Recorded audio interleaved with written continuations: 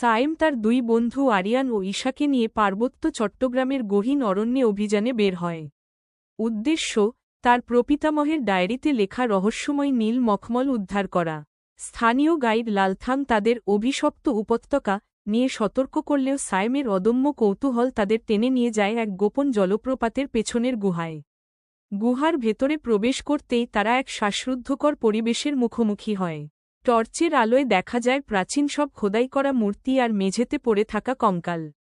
গুহার শেষ প্রান্তে একটি পাথরের বেদিতে রাখা ছিল একটি বাক্স, যা নীল মখমলে ঢাকা। সায়েম যখনই সেটি স্পর্শ করতে যায়, পুরো পাহাড় কেঁপে ওঠে। পাথরের মূর্তিগুলো যেন প্রাণ ফিরে পায় এবং এক গম্ভীর কণ্ঠস্বর সতর্ক করে দেয় যে, লালসা নিয়ে এলে কেউ ফেরে না। মূর্তিগুলোর আক্রমণ থেকে বাঁচতে তারা মরিয়া হয়ে দৌড়াতে শুরু করে।